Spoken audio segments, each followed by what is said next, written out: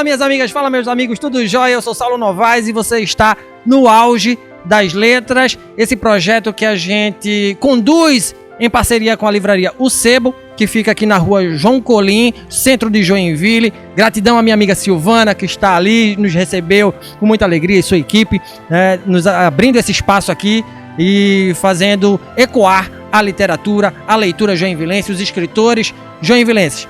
Eu não estou sozinho, mais uma vez eu estou com a minha amiga Sara Lopes, que divide este espaço comigo. E, além de Sara, estamos com a nossa segunda convidada. Esse é o nosso segundo episódio, tá?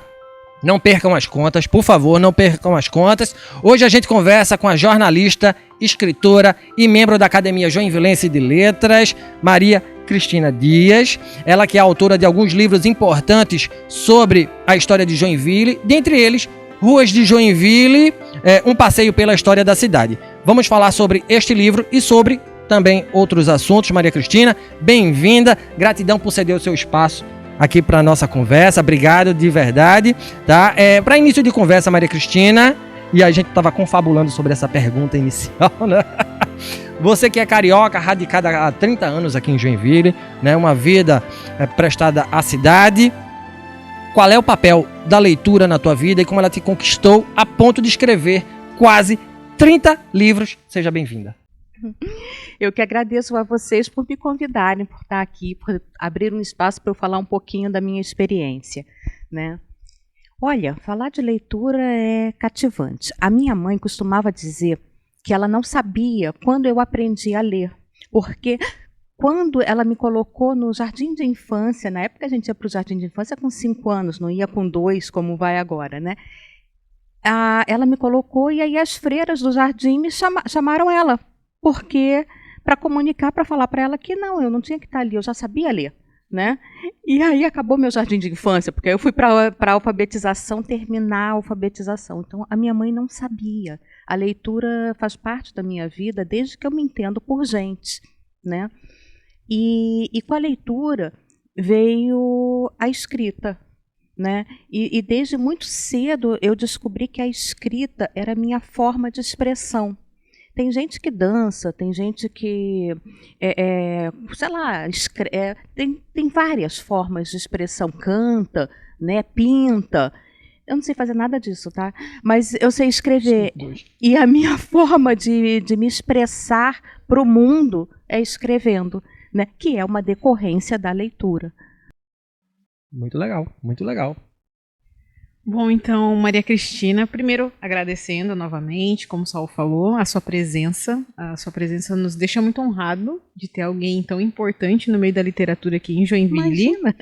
E quero saudar todos vocês, pessoas que nos veem, nos ouvem, nos acompanham.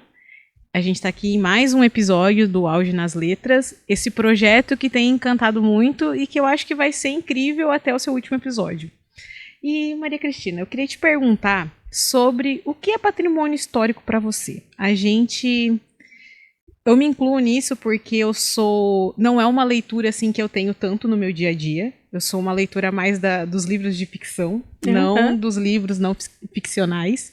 Então, o que é o patrimônio histórico? Acho que a gente, quando escuta essa palavra, a gente pensa numa coisa muito distante da nossa vida, né? Pomposa, algo que a gente pode fazer uma associação com coisas que a gente via no colégio, por exemplo, aulas de história. E olhe lá ainda, né? Muito, muito entre aspas. Então, o que seria esse patrimônio histórico e principalmente o patrimônio histórico de Joinville? Tá.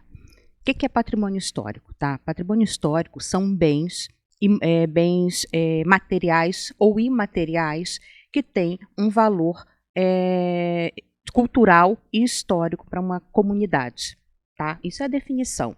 Então, assim, mas isso é tão presente no nosso dia a dia que a gente não se dá conta. Às vezes, você anda numa rua e tem aquele prédio que sempre esteve ali, que quando você nasceu ele já estava ali, porque tinha aquela, sei lá, foi o prédio da prefeitura, ou da padaria, ou do sei lá o quê, mas que fez parte da história daquele lugar. É um patrimônio. Às vezes, a tua avó faz aquele queijinho especial que ela não tem receita, não sabe te passar a receita, você tem que ficar ali do lado dela olhando, mas que ela aprendeu com a avó dela, né? Aquele é um patrimônio imaterial, né? São saber, o patrimônio imaterial é muito subjetivo, mas são coisas que estão no dia a dia da gente e que a gente não se dá conta e que são fundamentais para a formação da nossa identidade como povo, né? Da nossa cultura, da gente. Então, o patrimônio histórico a gente pode dizer, me corrija se eu estiver enganada, que tem muita ligação com a parte cultural. Com a parte cultural da cidade, do povo, como você disse.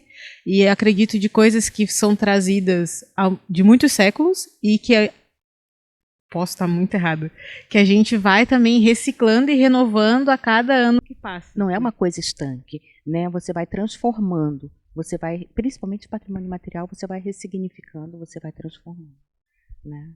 É bem isso. As coisas estanques, não é estanque, ela está lá, mas você vai, sabe, ressignificando, vai dando valor, vai conhecendo, e ela vai, a sociedade vai mudando e aquilo vai permanecendo. E eu queria te perguntar também sobre a história, que além da história idealizada, que é contada, cuja origem vem da saga da princesa Francisca de Orleans e Bragança, uma cidade feita por imigrantes germânicos. Acho que não só pelos germânicos, mas principalmente por eles, mas não são os únicos. O que essas ruas contam, principalmente pelo teu livro, né? O que essas ruas nos contam, o que esses patrimônios aqui de Joinville podem nos contar como uma história? Então, a gente tem, toda a cidade, todo lugar tem uma história idealizada, né? A gente tem uma história oficial, idealizada e tal. Mas estudando um pouco a história, você vê que há muito mais nuances, né, do que a gente apresenta assim, né? Aqui Joinville tem toda essa história dos colonizadores, dos primeiros imigrantes, né? E aí tem muitas vírgulas aí, né? Primeiro os primeiros moradores, né? A gente tem a impressão de que os imigrantes chegaram aqui na Barca Colón, e tem gente que ainda acha que a Barca Colón aportou aqui no Rio Cachoeira, né? Não lá em São Francisco, como se uma barca oceânica conseguisse entrar aqui. Mas a gente tem a impressão que a cidade começou ali, né? A colônia Dona Francisca começou ali. Mas antes da colônia Dona Francisca já havia uma população aqui. Não tão grande, né? Mas havia uma população de pessoas de origem lusa, tá? Que moravam aqui, eram radicados em grandes sesmarias, com tudo que diz respeito a isso, com agregados, com negros, né? Escravizados, com indígenas aculturados já trabalhando aqui. Foram essas pessoas, inclusive, que deram suporte para a chegada desses primeiros imigrantes. Porque a gente ouve falar assim, os primeiros imigrantes desembarcaram da Barca Colón e chegaram aqui em embarcações menores, canoas e tal. Ué, que canoas? Da onde saiu isso? Né? Não, saiu dos moradores de origem lusa, Coronel Vieira, nesse caso, que já estava radicado aqui e que já fazia esse trajeto, né? Então, assim, a gente tem uma história que parece que começou ali, mas antes disso tinha muita coisa. E tinha os indígenas, né, que eram nômades, que passavam daqui para a Serra do Mar, né? E muito, muito, muito antes disso, tinham os povos ancestrais que deixaram os sambaquis, nos deixaram as suas marcas. Então tem toda uma história mais ampla. Até na colonização. Durante muito tempo, as pessoas acreditaram que todo mundo que vinha para cá, para a colônia Dona Francisca, era alemão. Só há uns 30 anos e tal, as pessoas começaram a afinar isso e perceber, não, tinha um monte de gente que vinha da região da Suíça, sabe? Na verdade, nos primeiros tempos tinha mais suíços, entre aspas, do que alemães, né? E quando a gente fala alemão também é uma coisa muito vaga, a gente fala dos povos germânicos, porque a Alemanha, enquanto a Alemanha é mesmo unificada, né? Tinha vários reinos e tal, os povos, os reinos germânicos ali, mas a Alemanha, como a gente conhece hoje, só foi unificada depois, na década de 1870. Então, assim, toda a história tem muitas nuances. A nossa também tem, né? E estudando a gente vai vendo isso. E qual que foi... Acho que não tem uma única, né? Mas uma marca histórica que a cidade tem desses povos que tem alguma coisa hoje aqui preservada que a gente possa revisitar, lugares assim que a gente possa visitar e até conhecer mais desses patrimônios históricos aqui em Joinville. Claro. Assim, o centro de Joinville, a Rua do Príncipe, embora a Rua do Príncipe é uma coisa interessante, porque quando você anda por ela, você vê um monte de lojas populares, tem uma certa confusão visual ali. Mas se você olhar com calma acima das marquises, você vai ver que acima das marquises tem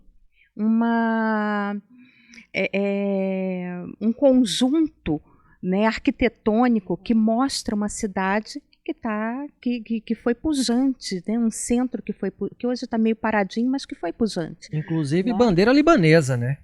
Tem também, tem. Olha só, quando que se fala dessa imigração libanesa e tal, e tinha, né? Tinha comerciantes de origem libanesa, síria, né? E estão lá, né? Então tem muito em Joinville. Nós ainda temos edificações preservadas que ajudam a contar essa história, né? Só que tem que olhar. Mas agora que tu comentou sobre as arquiteturas que tem ali no centro da cidade, realmente. Só que a gente precisa olhar para cima, né? Porque a gente é acostumado a andar olhando tão para frente que a gente acaba nem percebendo. E o que te motivou a escrever o seu livro, Pelas Ruas de Joinville? O que te inspirou a colocar essas ideias nas folhas mesmo, para passar para as próximas gerações, para servir de aprendizado e até para a gente conhecer mais o lugar em que a gente vive, né? Aí tem várias questões, tá? Bom, primeiro, como eu já falei para vocês, o meu modo de me expressar é a escrita.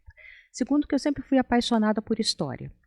E história, entenda-se várias histórias. A história em seu sentido mais formal, história do país, do mundo, da humanidade, né? A história do cotidiano é uma coisa que me atrai muito. E a história das pessoas. Eu sou uma pessoa que ouve histórias e que conta histórias, tá? E quando eu cheguei aqui em Joinville, isso é uma questão. Quando eu cheguei aqui em Joinville, eu me deparei com uma realidade que eu não conhecia, sabe, Sara? Quando você visita um lugar como turista, você sabe que você está tendo um olhar de fora, né? Você está visitando, você tem um olhar estrangeiro para aquele lugar que você está. Quando você passa a morar numa cidade estranha, você se torna migrante. É uma palavra que tem às vezes até um cunho meio pejorativo, mas é isso mesmo, você está migrando da sua cidade para outra. E aí a tua relação com a cidade muda. Você não pode mais ter, você não tem mais aquele olhar de fora, você está vivendo ali. E você precisa compreender aquela cultura, né? Para se integrar, para viver. Eu, como jornalista, senti muito isso, né? Quando eu cheguei aqui. Porque eu sempre falo isso, assim, quando você mora, você nasceu aqui. Você pode não falar com as pessoas, mas você, quando passa, você conhece ali o atendente daquela loja, o pipoqueiro da esquina. Você nunca falou com ele, mas aquele rosto é familiar. Quando você é imigrante, todos os rostos são estranhos, todo o patrimônio é estranho, aquilo não faz parte das tuas referências. E eu, como jornalista, eu senti isso, né? E eu fui buscar referências para entender essa cidade, até para fazer o meu trabalho. E aí eu me deparei com uma realidade muito interessante. Joinville é uma cidade de imigrantes, tá? E as pessoas que eu perguntava, elas não sabiam responder.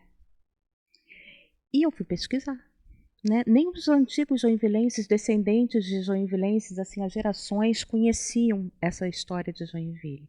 E eu fui perguntar, eu fui pesquisar, eu fui para o arquivo histórico, eu fui fuçar. E à medida que eu ia descobrindo a cidade, eu ia publicando né, publicando primeiro, muito pouco no DC, eu comecei no Diário Catarinense, depois no Jornal A Notícia, o Jornal A Notícia abriu as páginas, né, para mim, e aí eu e os meus editores começamos a nos dar conta de que à medida que eu publicava, tinha um público que queria muito ver isso, porque também sentia a mesma falta e queria conhecer a cidade, né? Aquilo teve uma receptividade enorme. E eu fui cada vez pesquisando mais para mim e depois para o outro, né? Aí com o tempo, a vida da gente vai levando a gente por caminhos assim, né? Eu sou jornalista, eu sou formada em comunicação social, né? Focada em jornalismo. Aí eu fiz marketing, né? Eu fui estudar sobre patrimônio histórico, né? Fui fazer mestrado para entender um pouco mais isso. E aos poucos a minha carreira de jornalista foi ficando de lado, né? E eu fui me tornando escritora com foco em patrimônio, em memória, em identidade, né? Foi assim que a minha carreira foi andando. Muito legal. Maria Cristina, é importantíssima essa tua fala, né, sobre ratificar o adjetivo de Joinville como uma cidade de migrantes, porque das pessoas que estão aqui, somente Sara é joinvilense. Ó, Sara! Só Sara é joinvilense. Douglas não é joinvilense, o William, meu amigo William não é joinvilense, Gabi não é joinvilense, eu tampouco, está estampado na minha camisa, né? No sotaque. No sotaque. Você também não é joinvilense, Não. mas todos estamos radicados de alguma forma aqui. E, inclusive, essa é uma discussão global.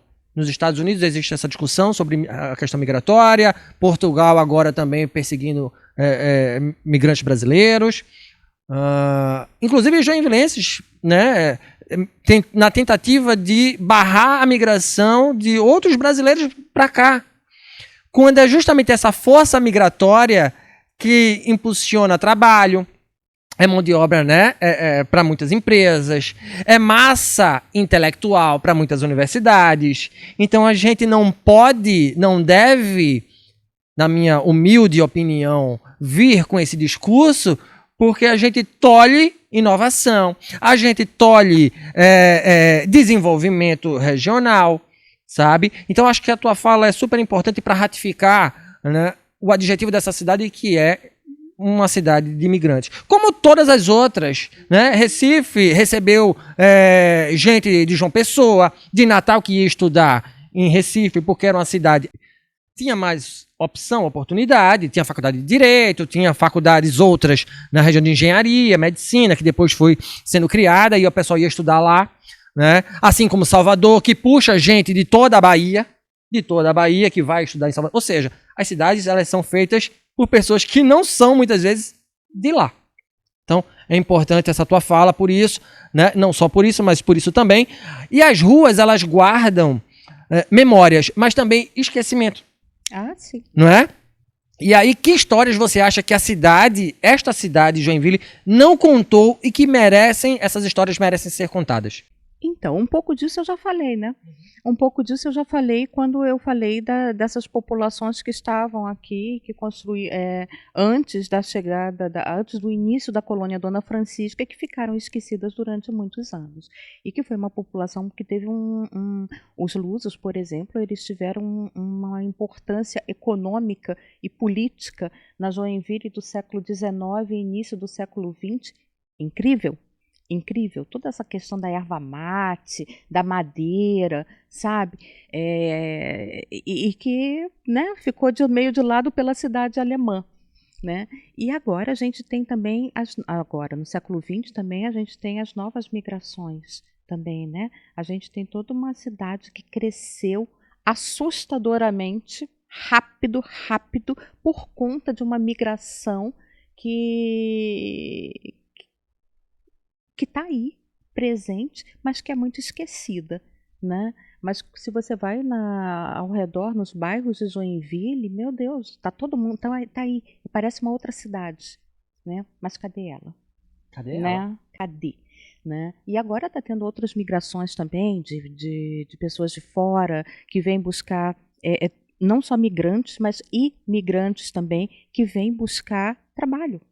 Porque enquanto o país, né, não tem tanta oferta de trabalho assim, aqui tem. Então as pessoas olham isso e vêm, né? Enquanto a qualidade de vida nos grandes centros está decaindo cada vez mais, aqui ainda tem.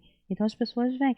Isso tudo eu acho que ainda está meio esquecido e que a gente vai ter que estudar esses ciclos, essa renovação no futuro. Deixa eu te fazer uma pergunta que não está no nosso roteiro, mas Ai, ai, ai. mas tem a ver com isso tem a ver com isso que você está falando. Ano passado saiu uma matéria no jornal Hoje, aquele jornal da hora do almoço da Globo. E eles estavam falando sobre uma matéria do esvaziamento dos grandes centros. Recife sofria com isso, São Paulo sofria com isso, o Rio de Janeiro sofria com isso. Eu andei muito no Recife, você falou do comércio popular, eu adorava ir para o comércio popular do Recife. A gente ia fazer compras de fim de ano, eu ia comprar meu sapatinho do ano, né, lá nas ruas de Recife. Eu adorava, a cidade era cheia de gente. E hoje não tem mais. Não tem mais isso. E as grandes capitais estão sofrendo com isso. No Brasil, eu não sei a realidade de fora. Tá? A que se deve isso? Você, como uma estudiosa do patrimônio, né, das cidades, o que você acha que conduz a esse tipo de movimento, de esvaziamento? Né? Qual é a tua opinião sobre isso? Olha, é opinião, tá? Eu nunca estudei sobre isso, mas na minha visão, as pessoas hoje têm uma busca muito grande por qualidade de vida. Tá? E você viver num local onde você vive acuado pela violência, a violência urbana nos grandes centros é uma coisa assustadora, né? Onde você trabalha, mas o que você ganha mal dá para você viver, porque o custo de vida é alto, né? Que você não tem muita perspectiva. As pessoas não estão mais topando isso. Então, quem pode busca outros lugares, né? Eu acredito que é isso que está fazendo com que uma população busque as cidades do interior, né? Não só Santa Catarina, mas cidades do interior, onde o filho pode ir sozinho para a escola e vai chegar na escola, né? E vai voltar para casa depois, né? Eu acredito que é isso. A gente está tendo. Eu vejo as pessoas muito preocupadas hoje, olhando mais para si e pensando, não, como é que eu estou vivendo? Né? Será que vale a pena estar aqui? É uma percepção pessoal, não é um estudo, não, né? Mas é o que eu sinto, uma percepção mesmo. Legal. Bom, mudando de assunto agora, tá? Fala um pouquinho sobre a Academia Joinvilense de Letras. Na minha ideia, na minha cabeça, eu sempre achei essas academias muito herméticas, muito fechadas. Tomando chazinho, né? Comendo uma bolachinha, pessoas de mais idade, né? E discutindo literatura, filosofando sobre a vida e os livros. O que é a Academia Joinvilense de Letras? Qual é o objetivo dela? A quem ela se destina? Como é que ela pode estar mais aberta, né? Se assim eu posso dizer, se abrir mais para a população joinvilense conhecer a história e a vivência daquela casa? Então, a Academia Joinvilense de Letras é um espaço de preservação da literatura da região, da cidade, né? Se você perguntasse alguns anos atrás quem eram os escritores joinvilenses, você ia ficar assim, quem são essas pessoas, esses entes, né? E um dos papéis fundamentais da academia, de qualquer academia, é fazer preservar essa história, essa memória. E, ao mesmo tempo, né, incentivar e fomentar a geração de novos escritores, né? Então, a academia tem esses dois papéis praticamente. Ela hoje tem uma atividade muito importante na comunidade, que é o concurso literário. A premiação vai ser agora em novembro de 2025, do 6º concurso literário, que é um concurso que envolve estudantes de ensino fundamental e médio. Para você ter uma ideia, há 2 anos atrás, 2023, porque durante a pandemia isso ficou meio paradinho, né? A gente se surpreendeu quando a gente lotou a Sociedade Harmonia Lira para um evento literário, com crianças, com jovens entre 11 e 17 anos. A Harmonia Lira, aquele salão grande, tem lugar para quê? 500 pessoas. Era um evento literário, cara, não era um show de um artista famoso, né? E o pessoal, e aquelas crianças estavam ali, crianças que escreviam, quer dizer, se elas escreviam é porque elas liam, né? E elas se sentiam motivadas a apresentar a criação delas. Então, assim, esse é um papel importante da academia que vem sendo desenvolvido, né? E que é uma interação com a comunidade, né? A gente espera. Eu sou uma pessoa que acredita muito na força da leitura. Tá? Eu acho que se tem um instrumento. Ai, figura! Eu acho que se tem um instrumento que pode mudar uma sociedade é o conhecimento. E da onde que vem o conhecimento? Desculpa, não é do teu zap, tá? Não é do teu zap. Vamos já acabar com isso. É um conhecimento, uma leitura mais crítica, uma leitura mais consolidada, né? Quando você estimula uma criança, um jovem, a ler e a se expressar por escrito, né, de forma crítica e tal, você está contribuindo para uma sociedade um pouquinho melhor. A gente acredita nisso. Sobremaneira. Né? Literatura tá no hype? O que é o hype?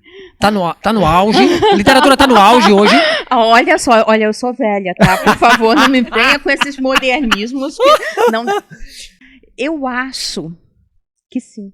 É muito paradoxal, porque ao mesmo tempo que o livro é caro, que nunca que você fala, as pessoas não leem mais, as pessoas só se informam pela internet, né? Se você vê os clubes de leitura, eles estão proliferando por aí. Há pessoas que estão se dando conta de que a gente estava muito no extremo e tentando compensar isso, né? Eu não sei se está no auge, né? Mas eu acho que ela não vai morrer, tá? E vai continuar sendo uma força para você refletir sobre você, sobre o espaço em que você vive, sobre a humanidade. Porque é isso que a literatura faz. Temos aqui uma escritora. Ah, E temos uma influenciadora de leitores. Que legal! Do seu lado. Olha só. Então, assim, são leitoras também. São meninas, são jovens, né? E isso é muito importante, né? Quando você lê... Tem gente que pensa assim, por que eu vou ler um romance? Não vai me trazer nada, um romance, uma história, ficção. Não, vai sim. Vai te trazer empatia, vai te trazer conhecimento da humanidade, né? Vai te fazer ver o outro, vai te levar para outros lugares, vai te fazer viajar, vai melhorar a tua forma de se expressar, porque você não aprende a falar e a escrever lendo dicionário. Você aprende lendo, você começa a pegar as conexões, as palavras, o significado, tudo por osmose. Você está ali lendo, você vai introjetando aquilo em você sem perceber, né? E aí, quando você vai se expressar, você se expressa corretamente, né? Então, assim, eu acho que é o caminho. Tu comentou ali sobre... Eu fiquei bem impactada sobre esse evento literário que teve na Harmonia Lira e que lotou. E que a gente ainda fica surpreso. Esse ano vai lotar de novo. Com toda certeza. E a gente ainda fica surpreso, infelizmente, de tipo, quando lota um evento literário, a gente tá sempre esperando que não vá muita gente. Tipo, não alcançou ainda vários públicos para estarem lá. E isso me fez lembrar que esse final de semana eu ganhei um vale-presente no meu aniversário e fui trocar esse vale-presente numa livraria. Aí... Chegando lá, escolhendo o livro, eu passei por uma menina que chegou com os pais e ela foi muito certeira num livro. Ela devia ter o quê? Uns 12 anos. E ela chegou tão eufórica para comprar aquele livro que eu fiquei olhando para ela assim, fiquei, gente, é tão difícil, pelo menos para mim, que não estou sempre dentro de uma livraria, não tenho adolescentes perto de mim. Então, para mim, é mais raro ver adolescentes assim chegando tão certeiro para comprar um livro. E ela ficou tão feliz com aquele livro que os pais dela iam comprar para ela, que eu achei aquilo muito incrível, assim, ela já despertar desde muito nova essa vontade de ler. E um livro, assim, do gosto dela, pra idade dela, e acho que, assim, enfim, coisas que a gente gosta de ler, porque eu também tenho momentos que eu só quero uma leitura água com açúcar, que eu não preciso pensar muito, só para esquecer os meus problemas da vida real e me afundar naquela leitura.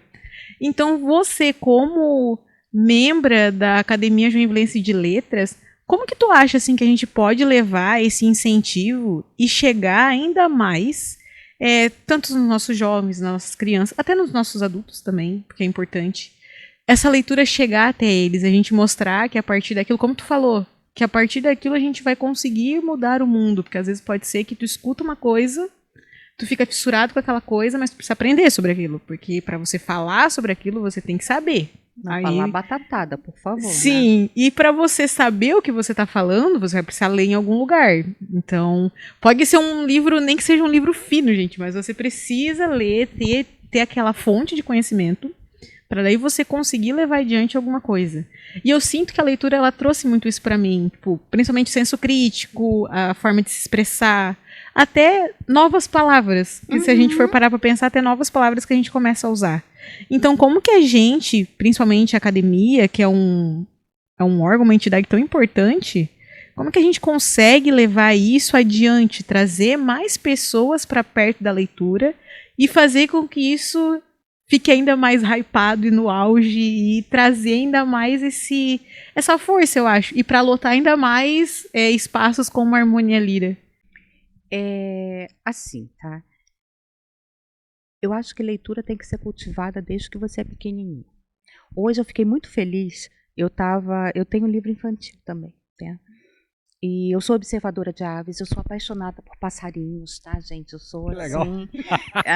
E aí eu tenho um livro infantil que é o de uma série, vão sair outros, falando sobre passarinhos e sobre observação. E hoje eu fiquei muito feliz porque uma amiga minha foi avó recentemente, a netinha dela tem 3 meses, e quando fizeram lá o chá de bebê, o pessoal dava fralda, dava sei lá o quê, eu dei lá, sei lá, não me lembro o que eu dei pro neném, e eu dei um livrinho, né? Sou desses também. E aí, hoje, essa minha amiga mandou uma foto para mim da netinha de 3 meses lá e a mãe dela folheando o livrinho para ela. Então, assim, ela não estava entendendo nada, né? Mas ela viu o piu-piu ali e sabia que naquele espaço tinha uma coisa. Ela vai crescer sabendo que naquele espaço tem uma coisa interessante. Eu acho que cultivar a leitura desde antes da pessoa aprender a ler é fundamental. Como é que você faz isso? Oferecendo para a criança. E como é que você vai fazer com que a criança se interesse? Ela vendo o adulto ler, tá? Eu sempre li muito, desde pequena. Minha mãe lia, eu tive essa felicidade. Meu pai também. O meu filho lê. Eu lembro que o meu filho, ele ainda usava fralda, então ele devia ter lá seus 2 aninhos, assim, era um toquinho de gente. Ele tinha uma baleia orca de pelúcia, que era um troço deste tamanho, maior que ele arrastava aquele bicho pela casa. Imagina como era o bicho, né? Um dia eu peguei ele com um livro do pai dele, deitadinho, assim, recostado, com a perninha cruzada, recostado na baleia, né? Com a perninha cruzada, o livro, acho que estava de cabeça para baixo, e ele ali, ó, folheando, tirando onda, como quem está lendo. Ele não sabia o que ele estava lendo, ele não sabia o que ele estava fazendo, mas ele estava imitando um hábito do adulto, né? E ele cresceu imitando o hábito do adulto e ele lê até hoje. Aí chegou um momento, estou falando da minha experiência pessoal, né? Porque eu acho que você cultiva hábitos na criança. Chegou um momento, quando ele tinha lá seus 12, 13 anos, que ele começou a se afastar da leitura. Ele tem ainda um setup de videogame, que é um troço assim, que você fica... Gente, olha, eu não sei jogar videogame, mas quando eu olho aquela tela com aquela imagem em 3D e não sei o que lá, eu fico olhando assim, meu Deus, é por isso que isso seduz esse mundo, né? Porque é uma coisa fantástica. E ele tinha lá com 2 telas e som e sei lá o que, ele começou a se afastar da leitura. Todo o tempo livre dele, ele estava ali. Aí eu pensei, meu Deus do céu, e agora, né? O que vamos fazer da vida? E eu acho que é justamente nessa fase que eles descobrem outras tecnologias e cada vez estão descobrindo outras tecnologias mais cedo, né? É que você perde o interesse, porque tem coisas que te puxam mais. Aí eu combinei uma coisa com ele. Na época, ele já devia ter uns 13 anos. Lançaram Sapiens. E eu sempre gostei muito de história. Sapiens era um resumão da história de uma forma muito simples. Eu combinei com ele assim, vamos ler junto? Né? E todo dia de noite, a gente tirava um momento para ler. Ele lia uma página, 2, eu lia 1, 2 em voz alta. E comentávamos. E aí ele voltou a ler. E eu descobri, gente, um filho que eu não sabia que eu tinha. Porque aquele guri, ele tinha opinião. Ele já tinha conhecimento sobre várias coisas, né? Porque estava na escola e tal, ele lia, não sei o que lá. E ele tinha opinião. E ele ia colocando a opinião dele, ele ia colocando o conhecimento que eu não fazia ideia que ele tinha, né? E então, assim, além dele ter voltado para a leitura, porque ele voltou a se interessar, né? Eu me aproximei do meu filho adolescente, numa época em que a gente começa a perder o filho, né? O filho vai. E eu comecei a saber quem era aquela pessoa que estava lá em casa, que eu não sabia. Quer dizer, não sabia, né? Para mim era o filho. A gente almoça, janta, mas quem é que conversa realmente com o filho sobre assuntos relevantes? E a leitura nos trouxe isso. Então, assim, ó, oferecer e deixar o livro desde cedo, na escola, em casa. O pai e a mãe lerem. Então, assim, se você está no celular o dia inteiro, teu filho vai ficar no celular o dia inteiro, não tem jeito, né? Puxar ele para a leitura. Vem cá comigo, né? Não criticar. Qual é o problema de ler um Harry Potter da vida, de ler uma porcariada? O Harry Potter não é porcariada, tá? Mas não estou falando isso. Mas de ler uma coisa que você não acredita. Ele está lendo, deixa ele. Em algum momento ele vai buscar outra coisa, né? Deixar sem crítica, né? Para que ele possa descobrir. Até hoje, ó, meu filho tem 24 anos, né? A gente tem uns combinados, assim, quando a gente vai para o sítio, não tem, eu ver passarinho, né? Eu falo para ele, cara, desconecta. Aqui é livro, é o passarinho, é o meu crochê, né? Eu até pego o celular para ver se ninguém morreu, mas tudo bem. Nada de ficar ali na telinha. Então, eu acho que isso é uma coisa que a gente tem que cultivar. E as instituições também. Quando você vai numa escola e vê a escola, o professor lá se empenhando, os professores fazem um trabalho fantástico, assim, lendo, levando para a biblioteca, contando, estimulando. Bacana. Quando você vê uma instituição como a academia premiando quem está escrevendo, né? Eu lembro que num concurso desses teve um garotinho que ganhou um prêmio de R$200. Legal. R$200, você olha assim, não é nada, né? Mas o garotinho, não fui eu que ouvi, foi uma confreira que ouviu o garotinho falando, pai, R$200! Tipo assim, ele nunca tinha, um gurizinho de 12 anos, ele nunca tinha pegado tanto dinheiro na vida dele.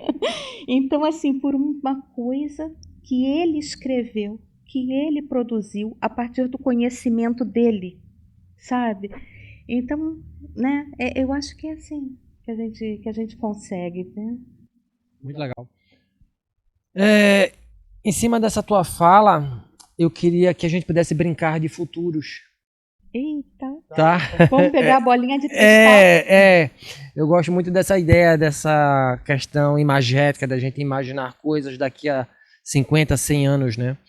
E aí, o que é que a Joinville do futuro, né, ela vai dizer, né, para o momento atual, tá? O que dirão os futuros moradores desta cidade daqui a 100 anos quando se debruçarem sobre o nosso tempo? Bom, eu já estava falando isso contigo quando eu cheguei, né? Eu acho, tem um meme que circulou há um tempo atrás, né? Que eu acho super correto. Ele dizia assim, eu tenho pena... não era um meme, era a Mafalda. Era um quadrinho da Mafalda falando assim, eu tenho pena dos historiadores que vão ter que explicar esses nossos tempos no futuro, né? Porque não estou falando de Joinville, estou falando do mundo, Brasil, a cidade, nós, né? Nós estamos numa fase muito, muito complexa e que vai ser muito difícil de explicar. Eu sinceramente não sei.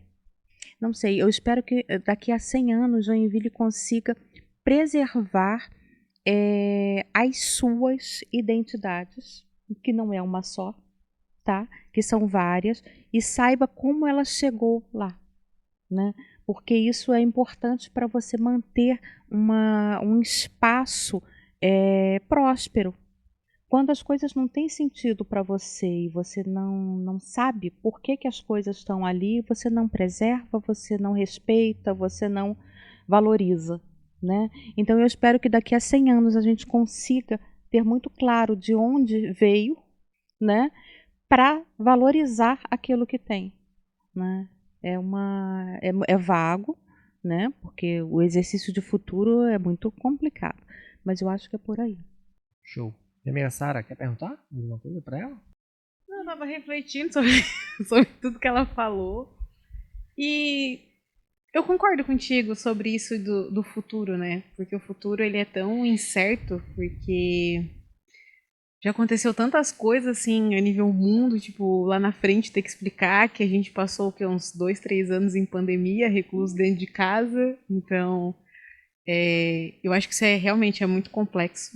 Só que eu acredito muito que a gente vai conseguir, espero, na verdade, né, que esses patrimônios, essas memórias, essas pessoas, elas sejam eternizadas. E acho que elas serão eternizadas a partir de escritas, a partir de contação de histórias, como é o seu livro. Eu acho que aquilo ali vai passar eternamente para frente. Então, para que daqui a 100 anos essas pessoas elas consigam ter acesso a isso e conhecer um pouco mais da nossa cidade, da nossa história, da nossa cultura.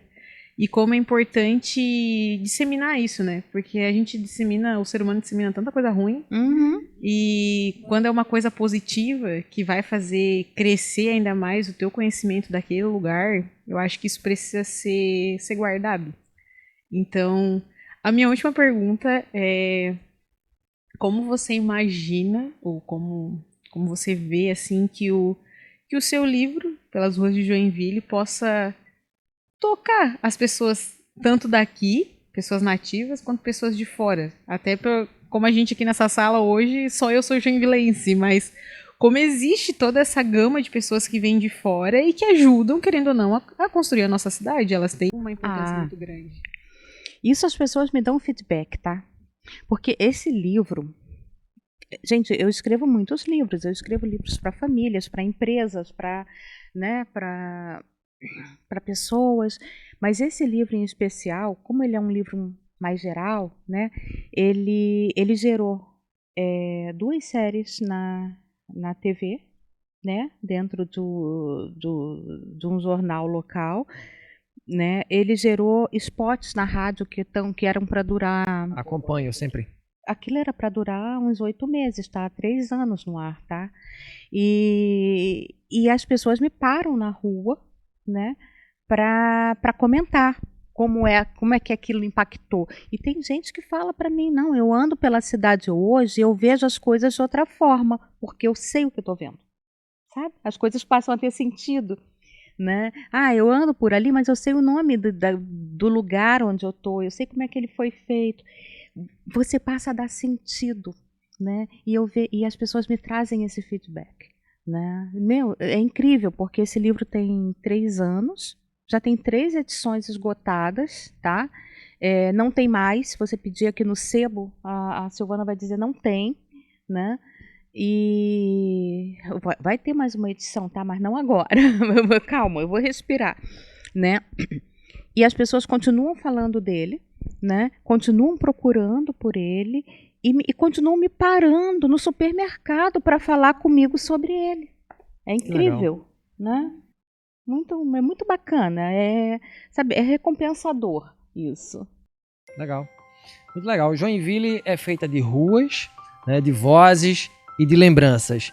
Conversar com você, Maria Cristina, é um pouco lembrar que toda cidade ela é, antes de tudo, uma história, né, sendo contada, e que cabe a cada um de nós mantê-la sempre viva.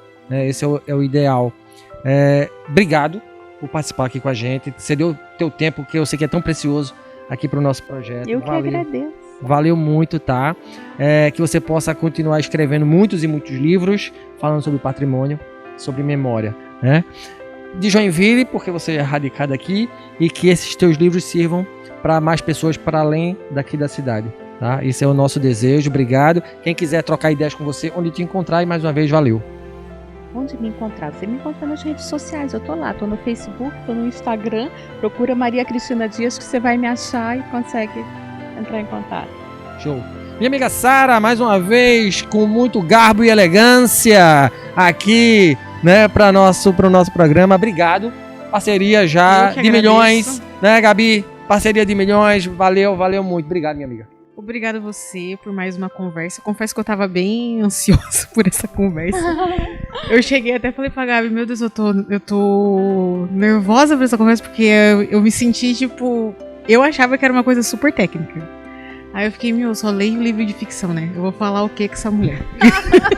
Aí eu falei, hoje vai ser a primeira vez que eu vou seguir o roteiro. Porque eu tava muito nervosa. Mas você fugiu do roteiro. Ah, deu uma fugida, que depois tu... Graças a Deus ela fugiu do roteiro. Aí tu me deixou calma, tu me deixou tranquila. E disse, não, vamos conversando aqui de boa, tranquilo. E foi uma conversa muito promissora, uma conversa muito boa. Porque eu senti que hoje foi uma conversa que eu aprendi... Além de muitas coisas que eu já tinha lido sobre você, que estudamos, assim, antes de conversar com você. E de coisas, assim, que a gente vive naquilo, só que a gente não sabe. Então, acho que isso foi muito importante. E até a minha namorada, ela sempre fala, eu quero sair contigo um dia e entrar nos museus da cidade. Isso! E ela nunca falou isso pra mim. Eu achei engraçado, interessante ao mesmo tempo. Eu falei, mas por quê? Porque eu quero ir olhar de uma forma diferente de quando a gente ia na escola, que a gente só ia pela farra de sair da escola. Só pelo passeio, hoje é dia de passeio, e vou comer lanche. Então, agora não, eu quero entrar, eu quero ver, eu quero conhecer aquela história, aquele patrimônio de Joinville. Então, enquanto tu falava, eu lembrei disso. Então, eu acho que hoje foi um dia de grandes descobertas, assim. Falo por mim, não sei como é que o Saulo e a Gabi receberam isso, mas eu acho que hoje eu vou sair daqui querendo conhecer um pouco mais. E quando eu entro num hiperfoco de saber alguma coisa, eu vou atrás de tudo. Eu vou, procurando referências e seguindo aquela pessoa até pra ela ensinar mais coisas e consumir mais aquele conteúdo.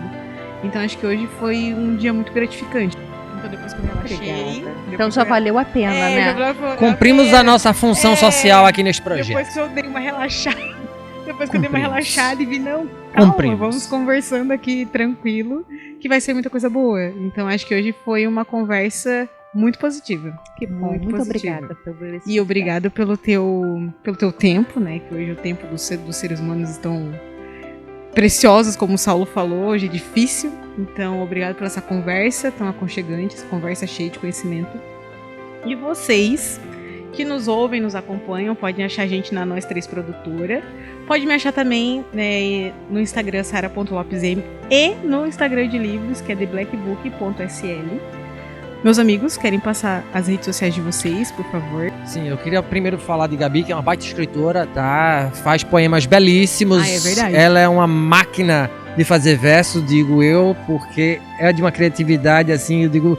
Onde essa menina tira tanto... É verdade, fica eu e o Saulo, como que tu escreveu? Tu escreveu isso? Então sigam ela no Alto Caos, @AltoCaos, já tô fazendo merchan. Gabriele.didoni, tá? É só colocar lá, Gabriele.didoni, é o Instagram dela. O Alto Caos é o segundo Instagram dela, né? Onde ela coloca os seus versos.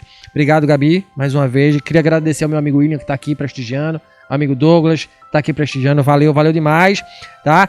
Como Sara falou, segue a gente, Nós Três Produtoras. Se quiser saber mais sobre o nosso programa aqui, @Papo no Auge, segue a gente também no Instagram. E se você gostou desse conteúdo, não esqueça de avaliar o nosso programa nos principais agregadores de podcast e também no YouTube. A gente tá no YouTube também. Lembrando que esse projeto aqui, ele é financiado com recursos públicos da Política Nacional de Blanc de Fomento à Cultura. É o seu dinheiro, né, o seu imposto sendo investido no fomento à leitura, à educação. Então é um dinheiro muito bem empregado. Então isso aí a gente já faz de antemão, já deixa isso muito bem claro, tá bom? Então, muito obrigado e até o próximo no Auge das Letras. Grande abraço!